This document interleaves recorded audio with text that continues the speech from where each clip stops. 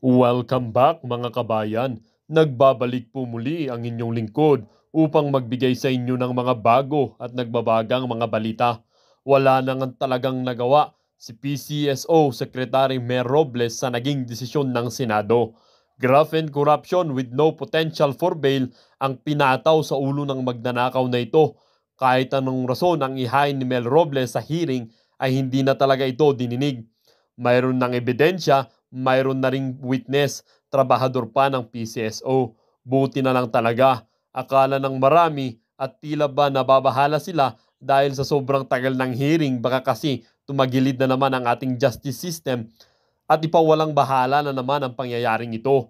Buti at natuloy ang kaso. Salamat Senator Raffy Tulfo, kahit papaano mayroon kang pagmamalasakit sa ating bansang Pilipinas at lalong-lalo na sa taong bayan. Para sa buong impormasyon, panoorin ang buong video. At kung bago ka pa lamang sa aking channel, huwag kakalimutang mag-subscribe, pindutin ang notification bell at piliin ang all upang laging maging updated sa mga bago at nagbabagang mga balita. Ang isyung ang ito ay naging usap-usapin din sa social media. Merong isang netizen na nagsabi, dapat lang makasuhan yon si Mel Robles at yung boss niya na taga Malacanang to set example to the society and the interest of justice. Niloloko nila ang mga taong bayan na pobre. Sana masampol sa malaking kasalanan ng nagawa nila at sa pagmumula lang ni Mel Robles ay hindi pagtitiwalaan. At sabi din naman ng isang netizen, tamsak dan, relax na relax si Mel Tonario kanina. Kulang sa gigil kanina si Tulfo kumpara sa unang hearing. Umasa ang taong bayan na may expose pero nakakadismaya. Pinapatagal pa sa pwesto si Mel Yunario. Kahunin nyo na bago pa sila kumalimbat ng sandamakmak. Sabi din naman ng isang netizen, ang tanong ng taong bayan, mahatulan kaya sa kaso niyang buong Pilipinas ang naloko at manluloko pa dapat? Habang buhay pa na kulong dyan sana walang VIP. Ramdam ko malabo ata makulong. Oo, parang kwentuhan lang pag lumamig na wala na, lusot na. Sa nangyaring hearing sa Senado kaugnay dito sa issue ng PCSO, ang sabi po ng ating mga kababayan, parang nagiinuman lang daw itong si Tulfo Pimentel at itong si Mel Robles diyan sa nangyaring hearing na yan. Yung gigil yung hinahanap kasi diyan mga kababayan, yung gigil. Hinahanap po, ng ating mga kababayan dito kay Tulfo at kay Pimentel yung ipinakita nilang gigil noong, unang pagdinig kaugnay dito sa PCSO. Pero in fairness doon sa PAGCOR issue naman, nakita natin yung gigil na 'tong si Senator Tulfo. Pero hinahanap po natin yung kay ano, kay Robles, pati yung kay Robles ngayon, nakita natin yung demeanor niya, naging ano na siya, naging mabait na siya. Ano po kaya nangyari dito sa ano na 'to? Ang dating parang nagkakuwentuhan na lang kayo, yung, talagang gusto niyong i-present, ipakita sa ating mga kababayan na, "Uy, tumaya kayo ng loto, legitimate na 'yan."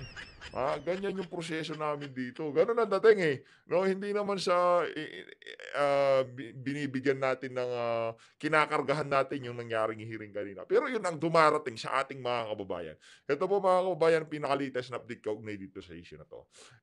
Seeking to determine the legitimacy of the Philippine Charity Sweepstake Office PCSO Lotto jackpot winners.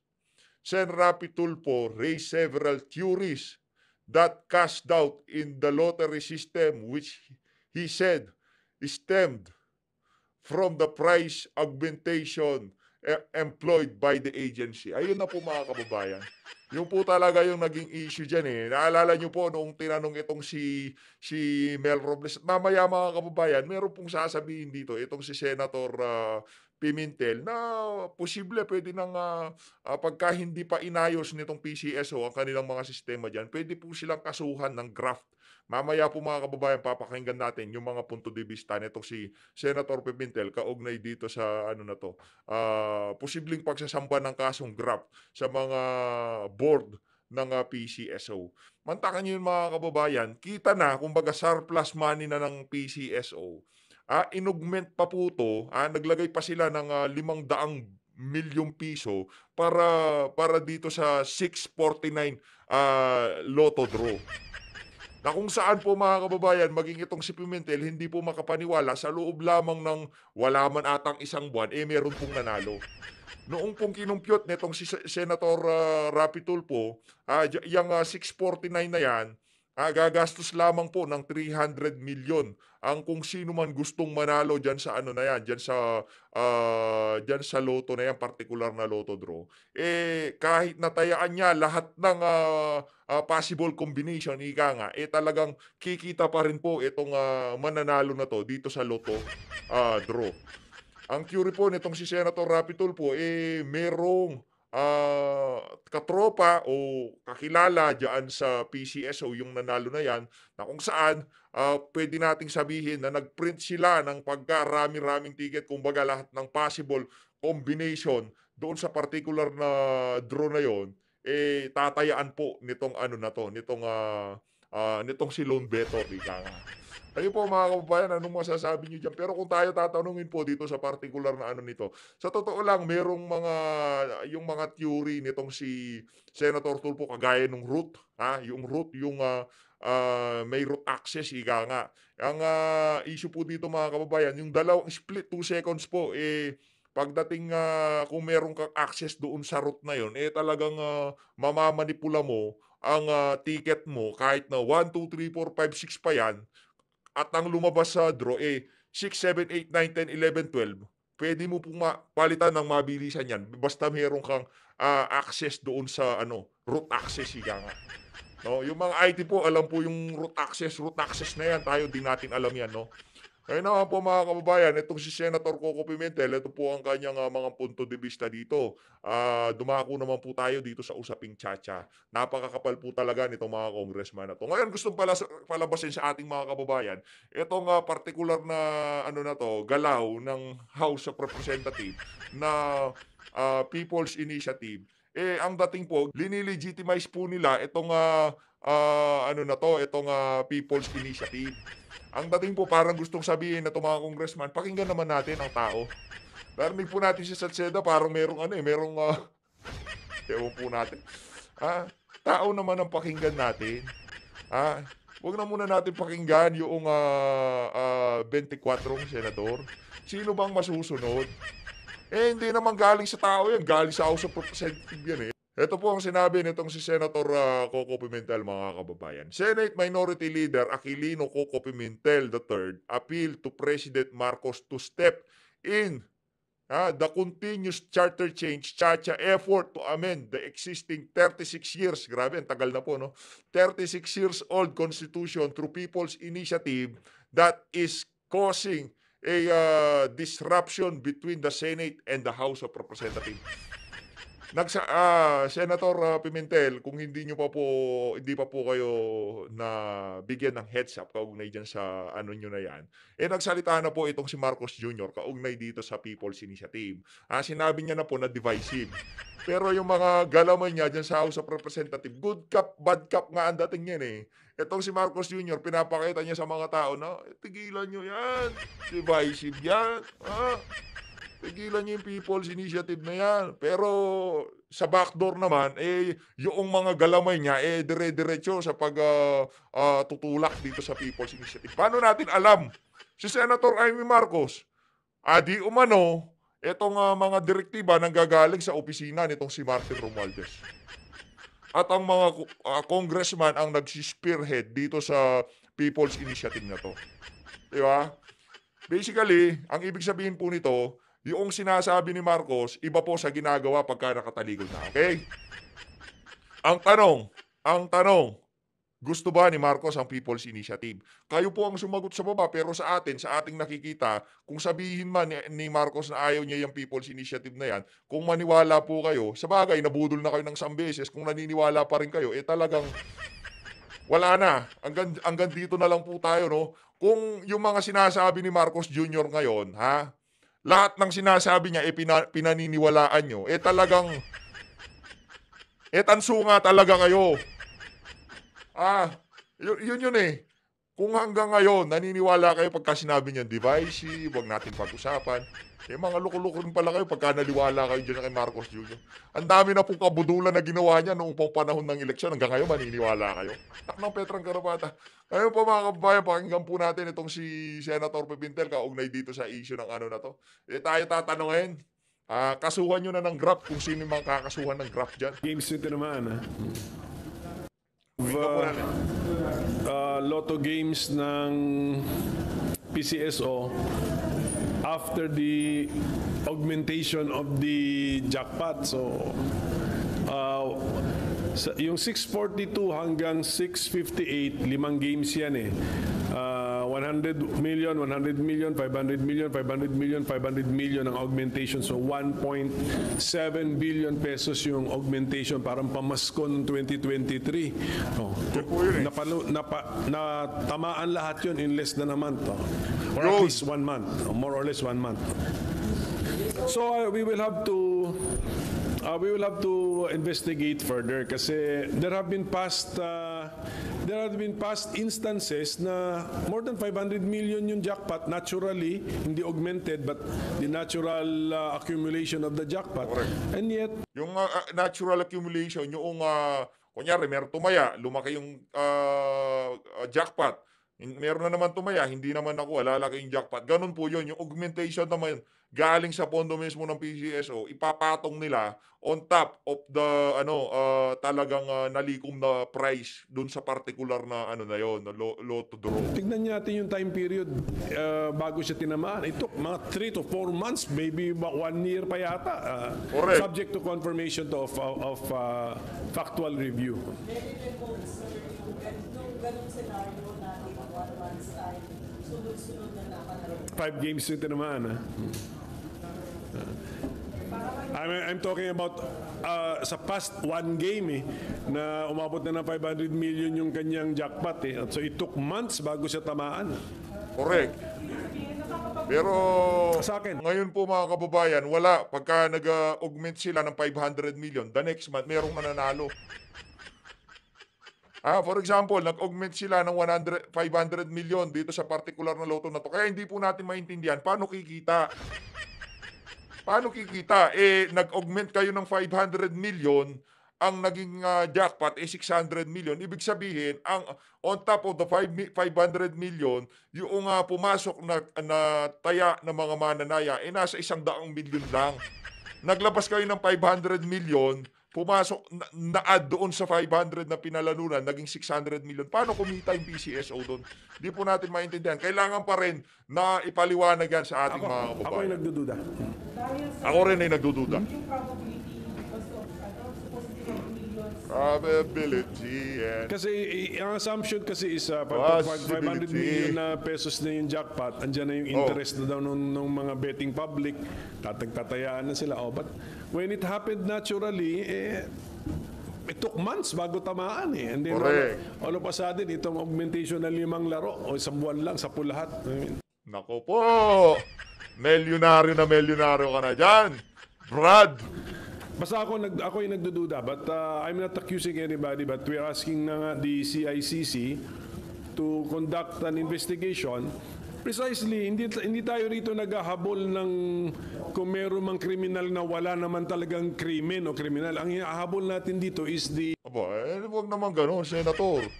Kung yarin lamang na imbestigahan nyo na, kung meron kayong habulin nyo na. Ano ba naman to si Senator? palakasin ang pagdidinig. Parang nag-iiba ata ang tono natin, Senator. Dapat, magtigas mo dyan. May hahabulin tayo, may hahabla tayo kasi mali na yung mga nangyayari na to. Isa akong mathematician at sa aking pag-aanalisa, masyadong malabo yung mga pinaggagawa niya. Pala sa Basic. sa PCSO and sa mga laro ng PCSO. Sir, ano yung nakikita niyo po na possible motivation? Bakit ganun? Bakit ganun? Tayo, pagka ganyan lang si Senator Coco, pagdating sa mathematics, naniniwala tayo dyan. Mathematician yan magaling po sa math talaga yan. Pero dito sa isa na to, parang para po ata nga, kumbaga sa juice, natunaw yung yelo sa inyo. Parang tumabang po ata ang lasa nyo, Senator.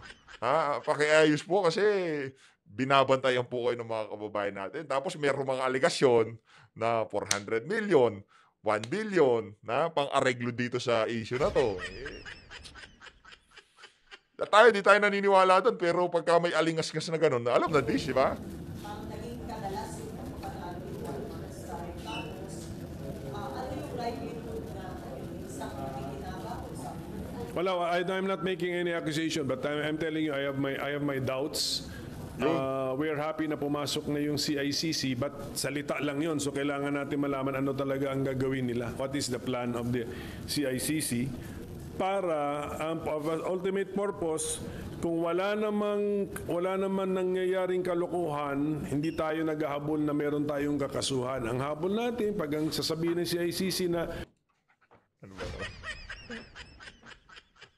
Habulin nyo na, ano hindi kayo naghahabol? kumbinsido sa integridad ng mga laro ng PCSO, this will now boost the confidence in the activities and the games of the PCSO. That is our Ay, purpose. So, hindi nyo binibili yung statement ni GM Robes na ay hindi well-guarded yan. 30 minutes before the game, nasa USD na yan, etc. Yan ang pinapa-investigate namin sa CICC. Na yung gano'n, sa pag-describe nung system, Kasi dito sa issue na to, pera pinag-uusapan dito. Limpak-limpak na pera ang nasa disposal nitong PCSO. Ngayon, yung mga mag-iimbestiga, dapat, naku po, kung meron po kayong alam, Senator, ano nyo na, labas nyo na. wala bang vulnerability, wala bang gap doon, may mga gap sa time yan na pwede bang masing Ang dating kasi, itong na to, lahat ng bruhahan na to, mga kababayan, pagpalagay natin yung investigasyon na yan, tapos sasabihin na, parang gusto lang i-establish dito sa na to, dito sa nangyaring hearing na to, merong ang ganito yung proseso nyo. Sige, iimbestigahan natin yung itong proseso nyo na to. Sabi ng mga senador, kagaya yung sinasabi nitong si Coco. Ang issue po natin dito, for example, pagkatapos ng investigation, ang mga findings dito, pabor dito sa PCSO. So lahat ng mga doubts, lahat ng mga nagreklamo sa inyo, yung doubts mo bilang isang mathematician, ano na pong mangyayari yung senator? Siyempre, di ba? Tayo nagbabantay. Ano po tayo dito, mga political watcher, ika nga. No? Tayo, hindi naman po tayo mga political vlogger. Mga watcher lang tayo. Hindi natin kinukonsidera yung sarili natin as vlogger talaga. Watcher lang. Usi. Narga. Yan ang challenge natin sa CICC. Okay. Kasi digital lahat ito digital. And someone's handling that, voting the USD. Correct. The data is there, the announcement is there, and there are time lags. May time lags po yan even if na-mention is at 2 seconds, pagdating po sa cyber world, ang haba na po ng 2 seconds na yan. Sure, nabawi ba yung 1.7 billion? According to the GM, nabawi nila, kumita daw sila by 800 million pa sabi niya. Naniniwala po kayo? Naniniwala kayo doon? So, ibig sabihin nun, kung 2.5 yung cash in nila, revenue in, kasi minus 1.7 na augmentation, 800 million daw ang kinita. Kasi hindi na sila kikita ng mas malaki kasi tinamaan Kung matagal yun, mas marami, pero tinamaan nga. That's why we have to O ngayon, yung pagkatama, ba't ganun naman kabilis? Hindi nyo nakinis yun. Tinamaan Para ngayon, ang dating, find out na medyo para sa akin, na personal opinion, it's quite unnatural na five games in 1 month's time, tinamaan lahat. Ano ba yung sa science or math na yung probability na may manalo sa loob? Supposed to be chance. Well, alam natin yung mga number of combinations, pero sabi ko, ibangga natin sa past experience where a game already reached the 500 million level jackpot.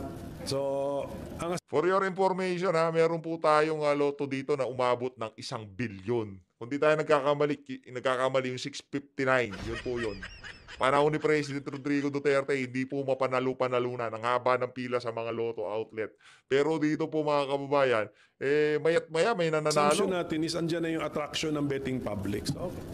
So, and what was our experience dun sa particular game na yun? So we will use facts, no? Because it's the same betting public. It's the same betting public. It's the same.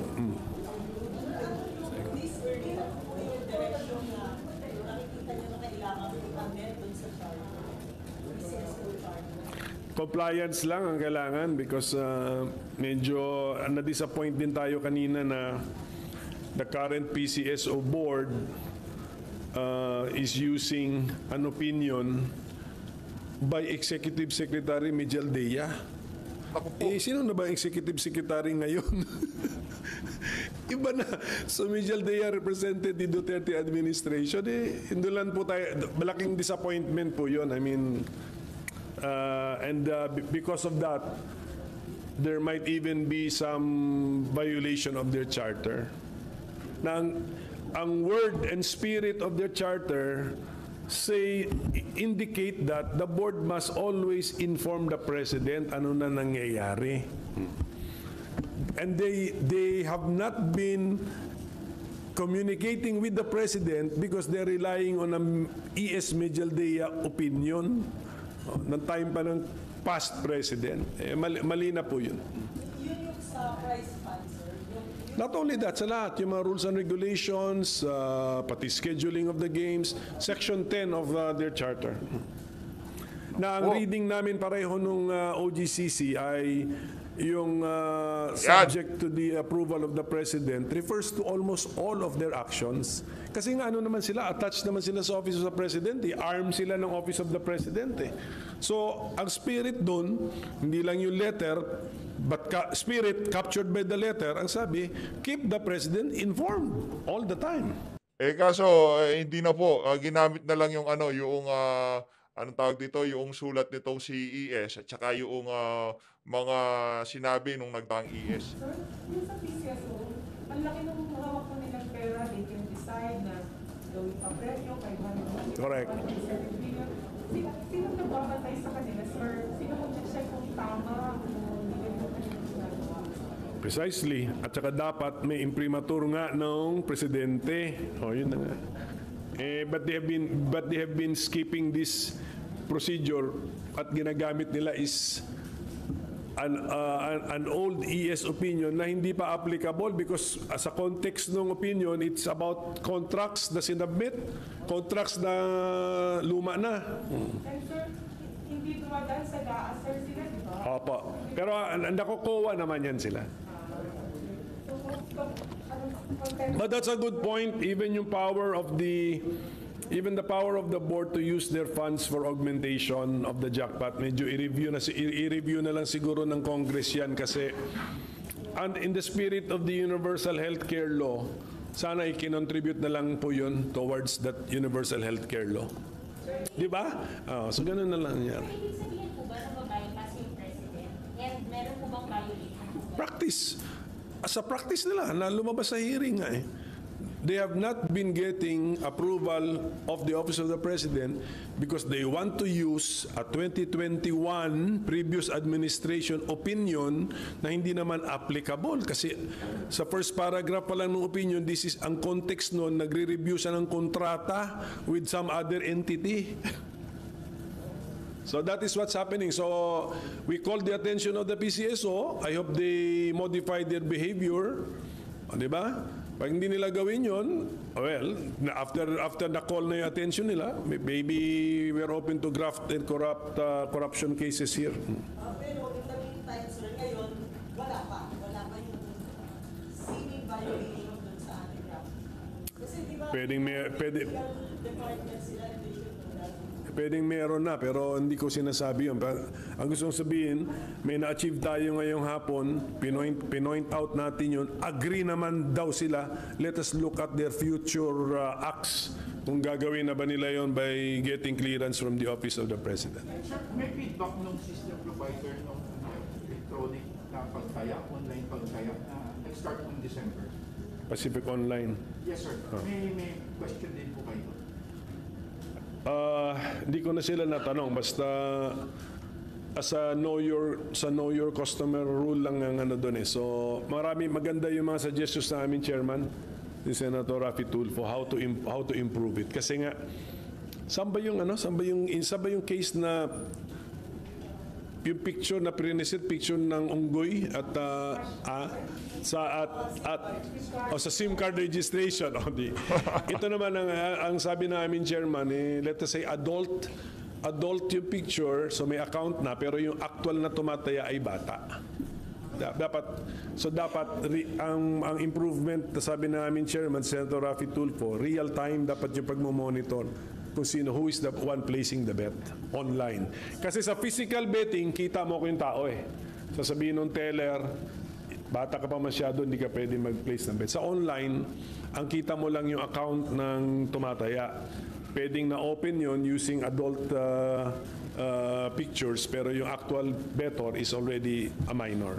Sir, early to say ba o meron ba kayong nakikita signs or clear na parang somehow a syndicate or a group is parang controlling the price, parang the jackpot na lagi yun at yun? Wala pa ako dun sa wala pa ako dun sa stage na yun that I can make such a statement.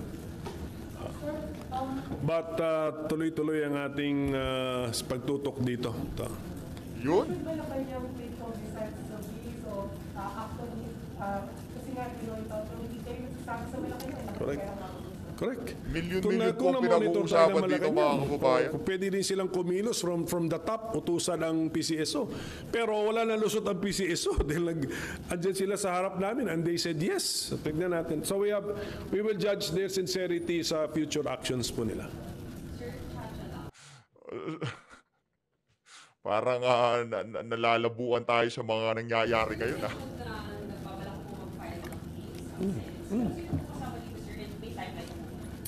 Well, pwedeng Senate ang mag-file ng case, pwedeng individual senators ang mag-file ng case, pwedeng group of senators.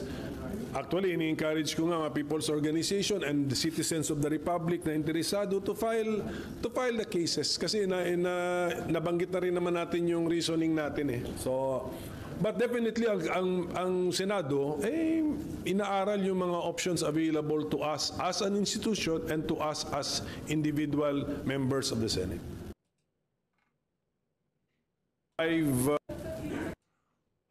Sa napanood niyong video, mga kabayan, ano naman po ang inyong mga opinion? Ang ating comment section ay bukas para sa inyong mga komento at reaksyon. Huwag kakalimutan, do not let your thoughts left unspoken. As citizen of this country, your opinions matter. Huwag pong mahihiyang magbigay ng inyong mga saloobin, mga kabayan. At syempre, huwag niyo din pong kakalimutan i-share ang video ito upang inyong mga kaibigan at kapamilya ay maging aware din sa kung anong nangyayari sa ating bansa. Huwag din kakalimutang mag-iwan ng like. Hanggang sa muli!